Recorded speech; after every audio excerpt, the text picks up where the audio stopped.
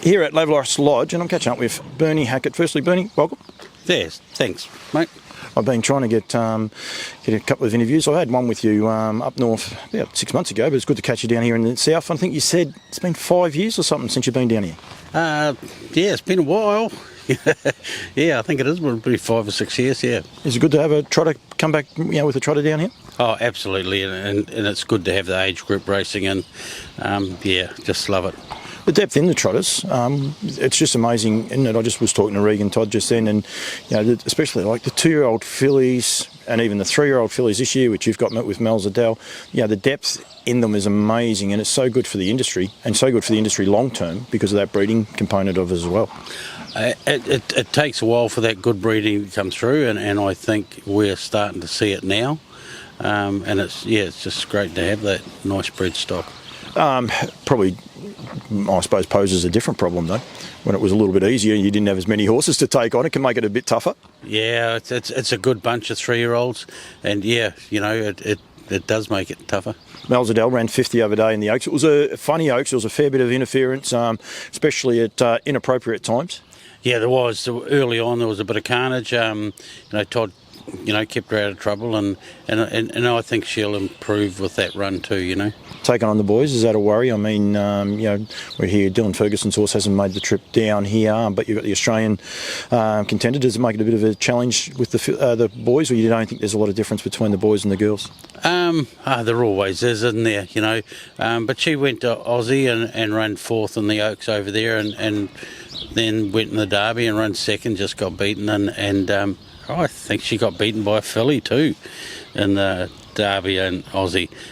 So yeah, she deserves a place here. Yeah, that's good to hear. Do you enjoy the trotters and the way they're progressing? As a long time trotting man, are you enjoying the way that it goes, like these faster times and the times they're running? Oh, absolutely. It's just mind-boggling, really. Do you ever look at a race or look at a result, maybe somewhere, and you say see a 55 or something next to a young horse, and you say how can they do that? But then all of a sudden you've got one running the same sort of times. Yeah, it's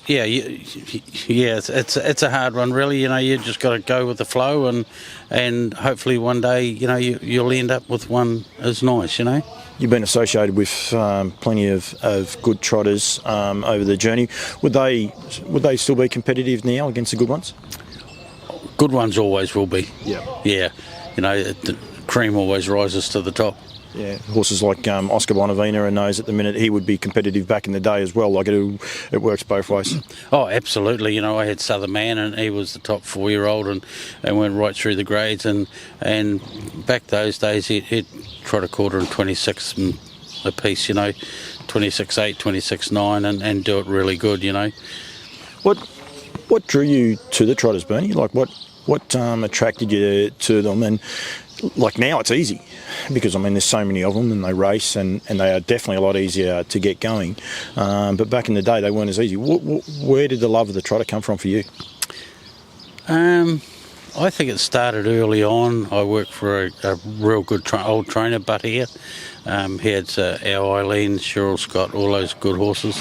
And that's all he used to have was trotters. And then I started out, and I ended up with some really nice paces, And then a little while ago, a few years ago, Michelle said, I think we'll just do the trotters. And I said, you won't get any arguments out of me, they're nicer to drive, I think, yeah.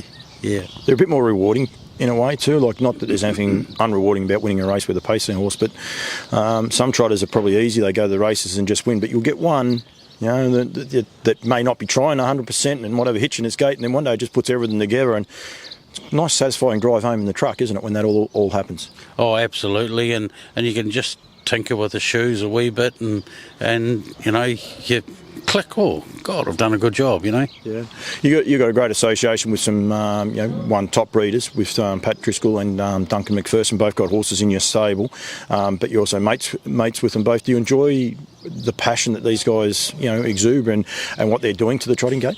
Oh, absolutely. I wish the hell we had them 25, 30 years ago. Wouldn't we be somewhere? Yeah, absolutely. And they're infectious and I think they're also good mates with you. Other good mates too, but it's just the breed they're bringing in and getting going. You know, it's just a pity. Hey, I'm 60 odd now, and another 30 years of that good breeding.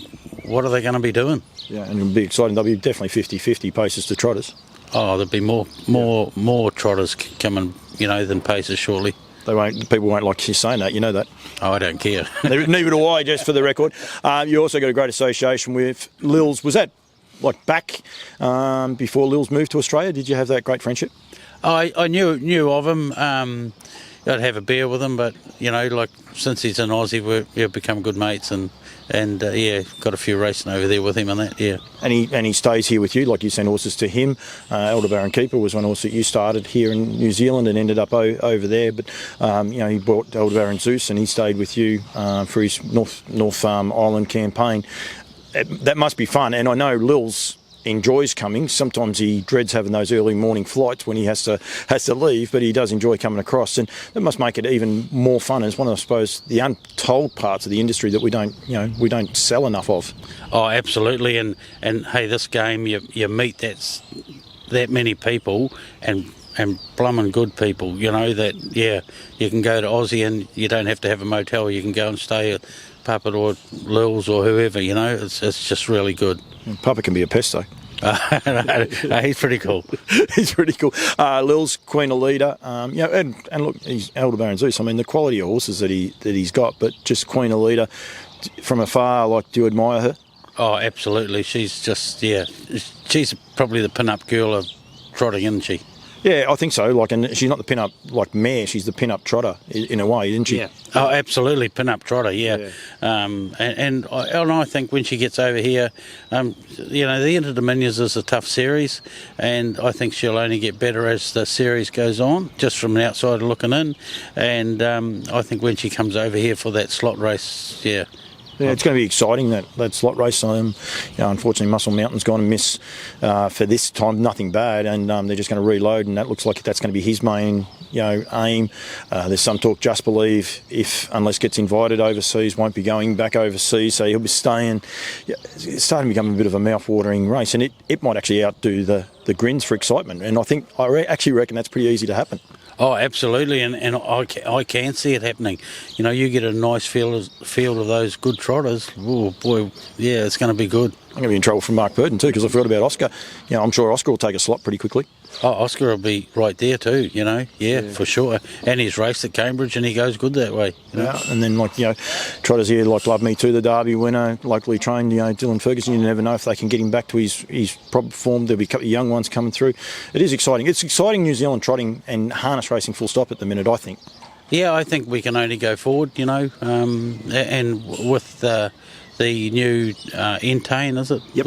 And that's got to be a big plus for us, and I hope we can produce the goods for them guys to carry on. Yeah, and I think it's one of those things. It's a bit of an obligation I think we have, you know, to the punting public. Is actually, at the end of the day, we're an entertainment business. We have to put on entertainment and we have to put on a good show, and we've got to be responsible for that. We need people coming back through the doors, and no different to a theatre where people come through the door. We've got to get people coming back through and enjoying the sport that we all love so much. Oh, absolutely, and if we don't perform, I guess they're not going to front up with it, you know. Yeah, I will say in preference to that, I love the New Zealand racing. Sometimes I watch a Victorian racing and it's very stale. It's just slot into one spot and that's it. The moves and the way horses are, you know, sold here, I think it's actually awesome. I think the Kiwis do a great job. I wish the Australians would do a little bit more of the let's go to the deaf and those sorts of things, make a move and try and make something happen. I do enjoy that part of it. Yeah, that's probably true, but you know, in Aussie, you've got so many more races, and what's the point in killing one this week when you can go around next week? Yeah, absolutely, and we have a different style. We have a lot of mile racing. You guys do race over the longer trips, which means you've got time to make a move. Dead true, but I also think that the shorter trips you can race week in and week out. You know. Yeah. Do you enjoy short trips for trotters? It's a random question for you. Once upon a time I didn't, but. I with our rating system, I'd like to see more mobiles, and that brings the rating band down. You know, the gap between the horse off the front and the horse off the back mark, where you're lining up 45 and 50 metres behind, that only kills them. Yeah. Well, it's you had. Actually, it was Love Me Too's race the other night.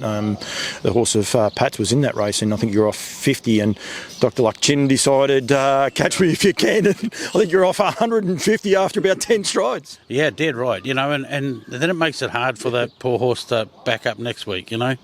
Yeah. And he's like both horses. Their closing sectionals were outstanding on that day, but just the gap was just too big. Old Luck, he puts the handlebars down and the aerial up, and away we go. Yeah, I love watching. I'll be honest, so I don't love watching it when that person does that and halfway down the back straight they're gone. But when that happens, you just find yourself cheering for that. And I think Dr. Luckchin, he's got a bit of age underneath him, and that's, I think, more people probably cheer for him anyway. But when he does something there and like that, it's pretty cool to watch. Oh, absolutely. You got to take your hat off to Luck. Like he's been around for a long time, and he drives and trains his own, and he's just he's done a great job for it. No, he has indeed. A few trotting purists would have fell on the floor when you said you'd like mobiles and a smaller band, but that in itself gives more opportunity, and probably a little bit like what was happening 10 years ago. You might have smaller fields for a while. Then there's not the urgency to sell them because there's more options for those horses. You race them within your class, and then those horses might stay. Then all of a sudden there's not a horse shortage because there's plenty of classes and plenty of races for those horses. Yeah, that's dead true. And if we can shorten that band up, our owners, won't sell them, and they can hang on to them, and they can go and watch their horse race week in and week out. I think it's got to happen. Yeah, absolutely. Bern, good luck on Sunday. Great to always have a chat with you, mate. It's cool here. The boys are going to look after us, I think, with a cup of coffee in a second. So we're going to have a cup of coffee and sit back and have a bit more chew of the fat. But thank you very much for the chat, and good luck on Sunday. Hey, thanks, mate. Cheers.